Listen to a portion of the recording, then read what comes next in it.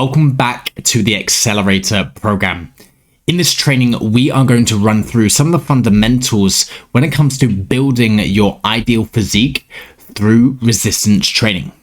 I'm going to give you some practical tips and help you understand the science behind muscle building for a stronger, lean physique.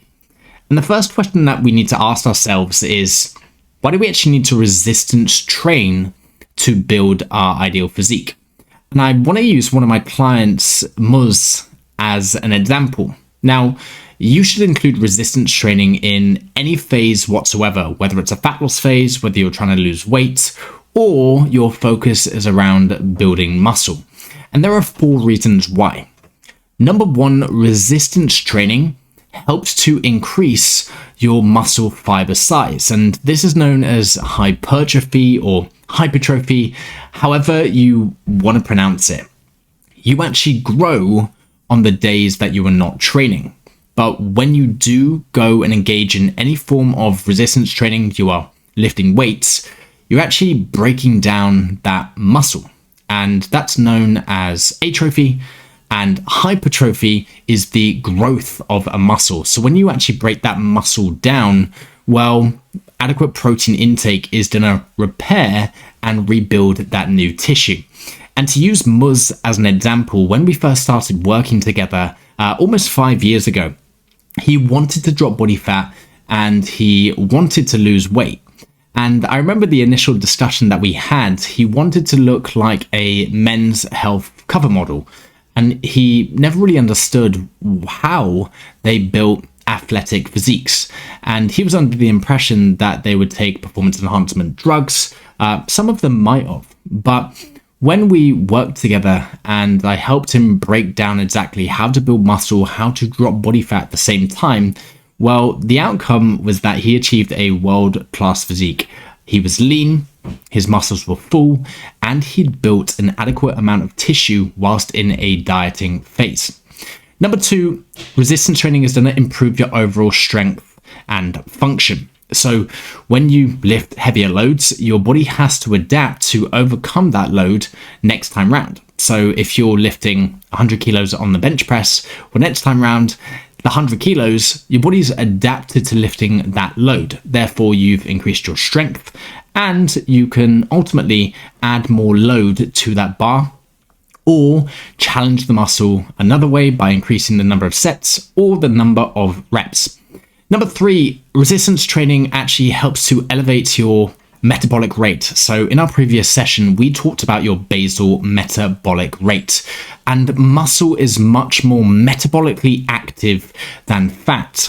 Therefore, if you were to compare a 70 kilogram man who at rest had a considerable amount of muscle compared to another 70 kilogram man who had very little muscle and high amounts of body fat at rest, well, the chap that has an incredible amount of muscle is actually going to burn more calories at rest. So what we would say there is it takes a lot of energy to maintain your muscle mass. But I guess on the bright side, you can actually eat more calories to maintain or even build new muscle tissue.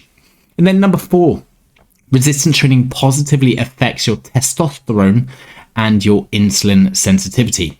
If you're not familiar with what insulin is, it's a hormone produced by the pancreas and it drives glucose from the blood into your muscle cells. So when you drop body fat, when you lose weight, when you get leaner, well, the systems inside of your body, they operate at 100% rather than 50%, where we would label it as insulin resistance, where the glucose ends up in the blood, but it needs to go somewhere, right? It just doesn't disappear like a magic trick.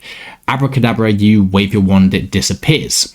It gets stored as glycogen in the liver and in the muscle. Some of it will go into your muscle cells, and the majority will be stored as subcutaneous or visceral fat. And of course, if you're in a dieting phase, that's not what we want, right? We actually want to break down fat.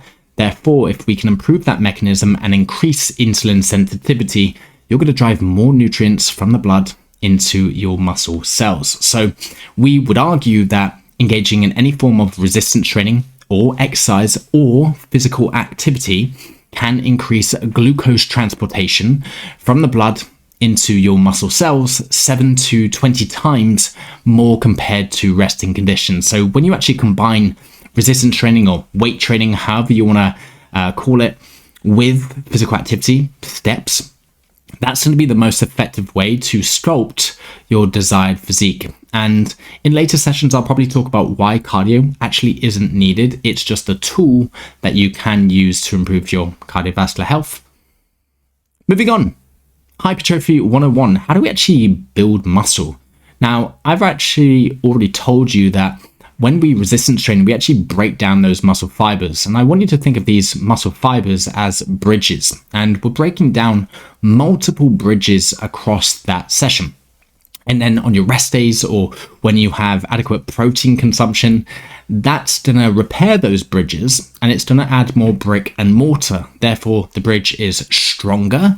And that means you can actually lift heavier loads or progress in a variety of different ways. But when we actually look at hypertrophy or hypertrophy, I'm not sure which one I want to call it yet, we can break it down into 3 areas. The first one is mechanical tension. So that's the force your muscles generate during lifting, sending growth signals. So think about muscles as an elastic band. The more that you stretch it out and the more force that essentially your muscles need to produce to compensate for that load lifted, well, that's going to create a lot of mechanical tension, which is localized. Therefore, that's going to send growth signals telling your muscles that, hey, we're lifting a pretty good load here. We need to be able to stretch and shorten to be able to take it through a full range of motion. So mechanical tension can be focused on in 3 subcategories as the eccentric, the concentric, and the isometric. The eccentric is the lengthening part of a muscle. The concentric is going to be the shortening part of a muscle. And then the isometric is where you neither have that muscle lengthen or shorten. So if we were to use a bicep curl as an example, at the bottom of that rep range, well, when the dumbbell is by your side, that means the bicep is fully lengthened. When you bring that dumbbell towards your chin, that's when the bicep is fully shortened. Now, if I was to pause it halfway, that would be an isometric hold where the muscle is neither lengthening or shortening. Now, generally speaking, what I would also do is focus on the time under tension within that mechanical tension loading. So anywhere between 2 to 3 seconds for the eccentric part of the movement. So when the dumbbell is going down, then we have a slight pause. That's the isometric. 1 second is enough.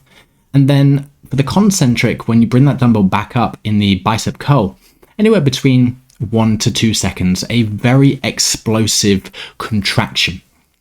Number 2 is metabolic stress, and this is what Arnold Schwarzenegger would label as the pump. But as you start to get towards the end of your set, you can actually feel a little bit of a burn, and that's called your skeletal muscle pump. Essentially, blood builds up in the muscle and it triggers significant growth pathways. And we actually produce hydrogen ions in the form of lactate, and that has been shown to contribute towards hypertrophy. So don't stop 2, 3, 4, 5 reps before failure. Take it to failure, maybe 1 or 2 reps, and watch your muscles dramatically grow. Number 3 is muscle damage. We actually create tiny micro tears in the muscle fibers that are going to stimulate repair and growth. But it's like Goldilocks and the 3 Bears: too much damage, not so good; too little damage, again, not so good. We want it just right. So when we look at the rep range, optimal growth actually occurs between 6 to 15 reps. Now, I know some chaps that do aim for 6 to 30 repetitions. It's very much your individual preference. For me personally, I like training between the 6 to 9 rep range, but the most important thing is actually balancing your intensity, your work ethic within that set or within that exercise, and your volume. So how you actually distribute that volume out across the session or even across the week. And we'll come on to that when we look at volume and frequency to safely overload your muscles. But to take it one step further, when we look at mechanical tension, that is the primary growth stimulus. And there's 3 ways that we can apply this. The first one looks at a full range of motion. So again, one of the biggest mistakes that I can see from gym goers is that even on the leg press, whilst it might be fascinating loading up the leg press with 8, 9, even 10 plates, you're not actually taking the quads through a full range of motion. You're almost quarter repping it. So the best thing that you can do is strip back that weight and actually take that muscle through the full range of motion where it's fully lengthened at the bottom. Your hamstring is touching your calf. You have a slight pause there in the isometric, and then you're driving back up in that concentric. So full range of motion, that's when you're moving through a complete motion to create a maximum tension across muscle fibers. Number 2 is progressive overload. So we want to gradually increase your weight or difficulty, and that's going to ensure tension increases over time. So if you're benching 100 kilos for 8 repetitions in the first week, when week 2, you can either increase the load by 2.5, maybe even 5 kilos if you're feeling spontaneous, or you can actually increase the number of repetitions that you're doing. So you could match the load, 100 kilos, and aim for 9 repetitions. That is what we call progressive overload. It's very simple, it's very straightforward. And then finally, number 3, controlled movement. We want to avoid ego lifting with poor form. We actually want to focus on deliberate reps that maximize engagement. So if you are feeling quite spontaneous and you get caught up by whatever anybody else is doing in the gym, whether they're lifting a heavy load, please focus on your individual training and apply those 3 principles, which are going to massively contribute towards mechanical tension and your muscle building capabilities. Looking at volume and frequency. When we look at training volume, essentially it's the number of sets times the number of reps times the load that you are using. And anywhere between 10 to 20 hard sets per muscle group per week is going to be optimal for growth. And that's why I tend to like the upper lower split or even full body, because you can actually spread that volume out across the week. And when you apply the training frequency, you are training that muscle at least twice per week. If you've got full body every other day, you're training it 3 times a week. And based on the research, spreading that volume allows for better recovery. Also maintains protein synthesis signals. So what we mean by protein synthesis is whenever you resistance train, muscle protein synthesis is elevated for around 24 to 48 hours.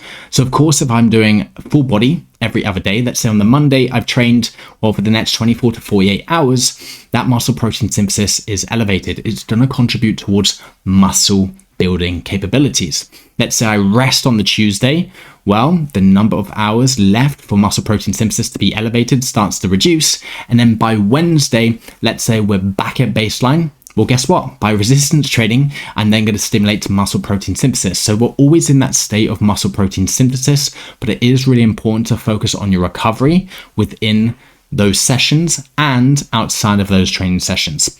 That's where we look at volume, that's where we look at frequency, and that's why full body is pretty much the best type of split for volume and frequency. But, and this is a big but, it's very much individual. If you enjoy push-pull legs, great. If you enjoy upper-lower, great. If you enjoy full body, great. If you enjoy the Arnold split, great. If you enjoy full body, not full body, bro split, great. The biggest thing is that you follow a resistance training program, one that you enjoy and one that you can stick to. Just because it's the best on paper doesn't mean that it's going to be the best for you. But as long as you apply these principles by spreading out your training volume and finding a frequency that allows you to manage your time effectively, that's going to be the best thing to contribute towards optimal growth. And as I've already previously mentioned, it's like Goldilocks and the 3 bears. Too little volume slows your progress. Too much volume risks overtraining and injury. We want to find that sweet spot, and it needs to be just right. So in every single resistance training program, here are 6 movement patterns that I would include. And we can actually see the first one is a squat or a press. Now, in this video, I was actually leg pressing over 600 kilos, probably like 14 or 15 plates. It's cut off there, but essentially you want to have a squat or a pressing movement, whether it's a barbell back squat, a hack squat, a pendulum squat, or even a leg press, because those lower body pushing movements are going to target your quadriceps, your glutes, and your core. The next thing to consider is a hip hinge. So that's going to be hip dominant, whether it's a deadlift, whether it's a dumbbell RDL, whether it's a stiff leg deadlift. We need to develop your overall posterior chain. Number 3, a push. So upper body pressing movements for chest, shoulders, and triceps. One of my favorite movements, and I've included it for the last 15 years, is the incline dumbbell press. It targets the anterior delt, it targets your upper clavicular fibers. It's an incredible movement, and every single gym will have some dumbbells that you can use. Then we've got pull. So any form of vertical pull or a horizontal pull or row essentially is going to help to build your back, your biceps, and also your grip strength. The next is going to be a lunge. So one of my favorite exercises, which for the majority of people they don't like, is going to be a split squat, or even a barbell lunge, or even a dumbbell lunge. That's going to massively help with your balance, your stability, and also your leg development. And finally, this is not one that I would include in every single resistance training program that I design or any form of mesocycle, but it can massively help in terms of core stability and also grip strength. It's going to be a carry. So you could use a pair of dumbbells and you could carry them between 10 to 20 meters and do multiple sets there. What I will say is that compound lifts, they're going to engage multiple muscles and provide the greatest growth stimulus, with isolation exercises best used to target smaller or lagging muscle groups. But that doesn't mean that they need to come before the isolation exercises. Again, it's very much individual. Before any form of compound exercise, I will always do a laying hamstring curl or a leg extension just to warm up my knees and also to help with mind-muscle connection heading into those main movements. Now, talking about progressive overload, it really is the driver of results, and there's 4 ways that we can apply progressive overload, whether you are using an exercise tracker, so a notepad and pen, or you're just using the notes on your mobile phone, or you're using an app like Rep Counter. The first one is we want to increase the weight. So if we are barbell benching 100 kilos for the first week for 8 repetitions, well, in week 2, you could add 2.5 to 5 kilos if you're feeling spontaneous, and then try to match the number of repetitions. Number 2, typically not seen as frequent, but you can add volume. If you're progressing nicely, you can increase the number of reps or set to create more total work. But remember, there is a threshold, the Goldilocks and the 3 Bears analogy. When we increase reps, we're not looking for dramatic changes. So if you did 100 kilos for 8 repetitions in week 1, well, for week 2, you could do 100 kilos for 9 repetitions. Or if you're doing a 3x8, you could even add in an extra set, but it all depends on how you actually spread out that volume and your frequency for the week. Number 3, improving your technique. Progressive overload doesn't necessarily mean increasing the weight every single week or increasing the volume. I've gone into resistance training sessions midway through my block, week 6, week 7, and I've not actually increased the load or added any volume. Instead, I've just focused on a better range of motion or muscle control, really emphasizing the eccentric, the concentric, and also the isometric. And then finally, we want to increase your rest. Longer rest periods can actually increase the workout density and are way better for hypertrophy. So that's your sign not to rush your sessions. Please slow down. Quality over quantity is what's going to maximize hypertrophy and build your dream physique. But we can see there that small consistent increases compound into significant gains over time. Tracking workouts is going to ensure that you progress. So please don't just step in the gym and randomly do a variety of different exercises which are not built for you, or just go in and lift some weights and then leave. Have a strategy, make sure it's structured, and then implement that on a week by week basis. Now, looking at the mind-muscle connection, research does confirm that mentally focusing on the working muscle improves activation and growth outcomes. I know whenever I'm training my back, I will always do a rope pullover to really engage my lats for a couple of sets, high repetitions, just to drive blood into that working muscle.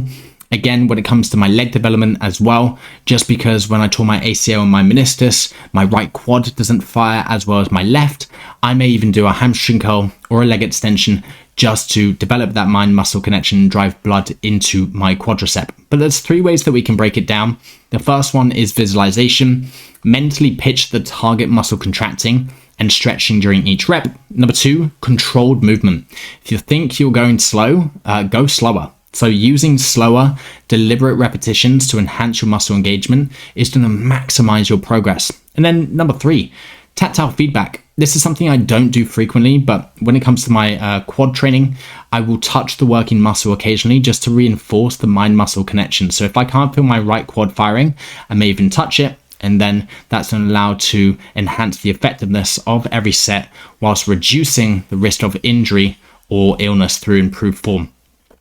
Now, looking at tempo and time under tension, when we actually understand a rep tempo, all it means is we follow a 3-1-2 rule. So 3 seconds during the eccentric or the lowering phase, 1 second pause at the bottom, and then 2 seconds in the concentric or the lifting phase. So I already gave you an example using a dumbbell and our biceps. Let's use another one, an incline dumbbell press. So the eccentric is when I'm actually bringing those dumbbells down towards my chest. I've counted 1, 2, 3, and then pausing with those dumbbells at my chest, which is the isometric. We're pausing at the bottom, 1 second, and then I'm exploding and driving my arms across my body, my humerus, and I'm in the concentric, taking 2 seconds to contract that muscle.